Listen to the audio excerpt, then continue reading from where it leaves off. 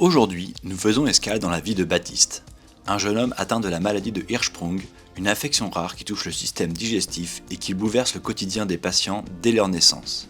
Mais pour Baptiste, comme pour tant d'autres, cette maladie ne définit pas sa vie. Il vit et travaille et il s'engage pour les autres.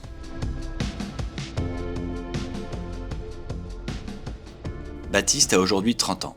Diagnostiqué à la naissance avec la maladie de Hirschsprung, il a traversé une série d'épreuves médicales et de défis physiques. Mais il a choisi de ne pas se laisser enfermer dans sa maladie. Aujourd'hui, il est ouvrier paysagiste, un travail qu'il exerce malgré les contraintes de sa pathologie. Moi, ce que j'aime, c'est être dehors, déjà, me dépenser. Quand on fait un jardin et que tout est fait comme tu le souhaites, c'est assez kiffant. Hirschsprung pour Hirschsprung, qui est le nom du pédiatre danois qui a documenté cette maladie. La maladie de Hirschsprung est une anomalie de connexion des neurones avec ce qu'on appelle le système nerveux autonome. C'est le système nerveux qui nous permet de faire des actions rapides et de façon autonome sans que le cerveau intervienne. Par exemple, accélérer les battements de cœur dans un moment de stress ou encore mobiliser de l'énergie s'il y a besoin de courir tout à coup. Lors de la grossesse, à environ 3 semaines aménorrhées, les cellules ganglionnaires vont aller dans l'ensemble du corps faire des connexions avec ce système nerveux autonome. Dans le cas de la maladie de Hirschsprung, ces cellules ganglionnaires qui sont responsables du péristaltisme, c'est-à-dire l'ensemble des impulsions nécessaires pour bouger l'intestin, ne vont pas arriver au bout de leur parcours jusqu'à l'anus. Cette maladie est considérée comme rare et sa fréquence dans la population est estimée à environ une naissance sur 5000. Il existe plusieurs formes d'atteinte de Hirschsprung selon l'endroit où les cellules ganglionnaires se sont arrêtées. La forme courte, la plus fréquente, concerne uniquement la partie basse du grêle, mais d'autres formes peuvent être étendues à tout le côlon, voire remonter sur l'intestin grêle.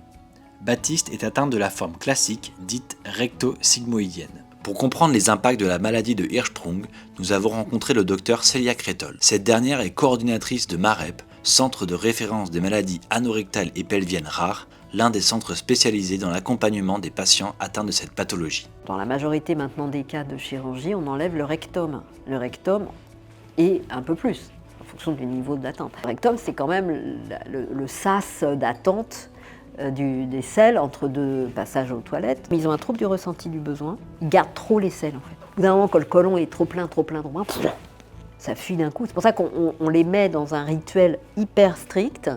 Matin, soir, matin, soir, matin, soir, on leur dit 3 fois par jour aller aux toilettes pour se vider. Comme disait la psychologue Julia, elle me dit, imagine, t'as la diarrhée tous les jours. Les parents me disent, moi, nous on arrive au musée, on arrive au resto, on regarde où sont les toilettes, obsession. Baptiste a traversé plusieurs étapes difficiles dans sa vie, hospitalisation, douleur, moquerie. Il a dû apprendre à s'accepter et à assumer sa pathologie. Je ne peux pas comparer avec quelqu'un qui n'a rien, vu que j'ai toujours vécu ces douleurs-là.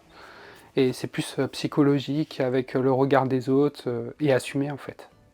Pendant mon adolescence, j'avais du mal à accepter. J'allais très souvent aux toilettes pendant que les autres n'y allaient pas du tout. D'une autre part, j'avais une cicatrice, la grande cicatrice, et en fait ça, j'ai mis du temps à l'accepter. Et donc toute cette vie sociale compliquée, il faut anticiper en permanence, arriver dans un lieu où vous dites tout de suite où sont les toilettes parce qu'on ne sait jamais, et puis anticiper la veille de la piscine, la classe verte devient une montagne à franchir parce que vous n'osez pas, ou la maîtresse ne veut pas tout simplement. Enfin, toutes les étapes qui sont des joies dans la vie deviennent en fait un challenge, et donc un impact psychologique forcément énorme. Depuis sa naissance, Baptiste a pu compter sur le soutien indéfectible de ses parents. Ils ont dû composer avec les nombreuses interventions chirurgicales et les périodes d'incertitude. Il y a vraiment eu 2 interventions extrêmement critiques. C'est la première, pour le mettre en stomie, et la deuxième à 8 mois de vie, où il a failli malheureusement perdre la vie. Mais non, heureusement. Professeur Chardot a été extraordinaire. Chez les adolescents, comme tout le monde le sait, ils ne se font pas de cadeaux. Et donc, il y a droit un petit peu à du harcèlement moral et puis scolaire par la force des choses. Je pense que ça n'a pas été simple pour lui. Passé l'adolescence, Baptiste a eu du mal à l'accepter. Mais son papa et moi-même, je voulais qu'il prenne sa maladie en main. Elle lui appartenait. On a fait tout ce qui était en notre pouvoir pour l'accompagner. Et on sera toujours là en cas de nécessité. Il n'en parlait pas comme là au boulot, là, et ça y est, il en a parlé. Parce que les mecs, ils lui disaient, mais tu vas tout le temps aux toilettes, non mais c'est bon, t'as un problème ou quoi? Et là, il a dit, oui, j'ai un problème. J'ai un travail qui n'est pas trop adapté pour Hirschsprung. En fait, je vais vérifier très souvent s'il y a des bars à côté ou tout simplement s'il y a des toilettes sur le chantier. Les toilettes, c'est mon repère. Baptiste ne se contente pas de vivre avec la maladie. Il a choisi de s'engager auprès des autres patients pour leur apporter du soutien et sensibiliser le public à cette maladie rare. Membre actif de l'AFMA, une des associations de patients atteints de Hirschsprung, il aide à faire entendre la voix de ceux qui vivent la même chose que lui. Pourquoi pas participer aux séances d'éducation thérapeutique avec des ateliers qui leur font beaucoup de bien. Et ce que font les associations de patients aussi, je trouve, avec des séjours ailleurs. On change d'air, on est ensemble et on peut parler librement de ces problèmes. Je pense que c'est très libérateur.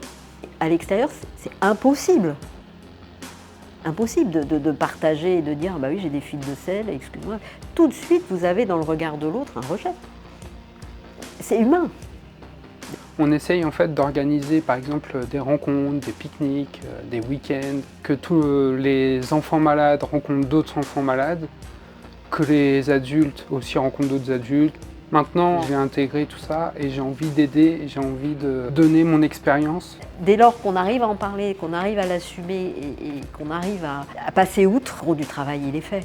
Quand on est jeune ado par exemple ou jeune adulte, avoir quelqu'un peut-être de plus âgé ou qui nous aide à tout simplement vivre avec. Tu vois, moi je l'ai aussi, je vis avec. Aujourd'hui, Baptiste nous montre que malgré les contraintes physiques de sa maladie, il est possible de mener une vie active, d'assumer sa maladie et de s'engager pour les autres. C'est un appel à ne jamais se laisser définir par ce que l'on vit, mais par ce que l'on choisit de devenir.